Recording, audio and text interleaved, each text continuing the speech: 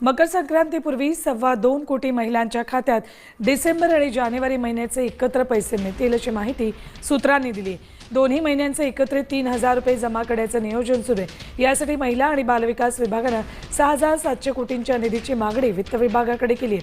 पालिका निवडणुकीची आचारसंहिता असली तरी ही जुनी योजना असल्याने लाभाचं वितरण थांबणार नाही असं प्रशासनाने स्पष्ट केले।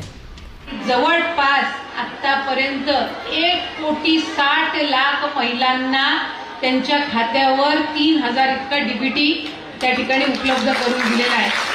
अख्ख्या देशामध्ये एकाच वेळेला आणि आता हे सुरू राहणार आहे।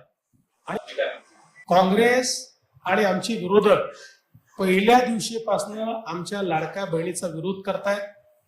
मागच्या काळात जेव्हा योजना आम्ही सुरू केली त्यावेळेस हायकोर्टात गेले, ही योजना बंद करा म्हणून। हायकोर्टात त्यांना दाद मिळाले नाही। आता पैसे टाकू नका म्हणतात। ऑन गोईंग स्कीम आहे। सगळ्या मॉडेल कोड ऑफ कंडक्ट मध्ये स्पष्टपणे म्हटलेलं आहे कुठलीच ऑन गोईंग स्कीम थांबवता येत नाही। त्यामुळे त्यांनी किती पत्र लिहिले तर त्यातनं लाडक्या बहिणीबद्दल त्यांचा विषच बाहेर येईल, पण लाडक्या बहिणींचे पैसे थांबणार नाही। शिंदे साहेबांनी सांगितलं आपल्या बेस्टच्या बसमध्ये महिलांना अर्ध्या तिकिटामध्ये 50% कन्सेशन मध्ये प्रवास करता येईल अशा प्रकारचा निर्णय आपण घेतो आहोत।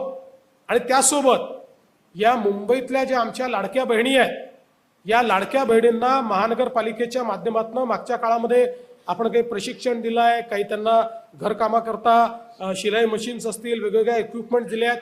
आता त्याच्या पलीकडे जाऊन आमच्या या ज्या काही लाडक्या बहिणी आहेत मागच्या काळात एक आम्ही प्रयोग करून पाहिला आणि मुंबई बँकेच्या वतीनं आमच्या दरेकरांनी आपल्या या लाडक्या बहिणींना सरकारच्या योजनेतनं 1 लाखापर्यंतचं लोन हे बिनव्याजी दिलं आणि त्यातनं काही महिलांनी चांगले उद्योग सुरू केले।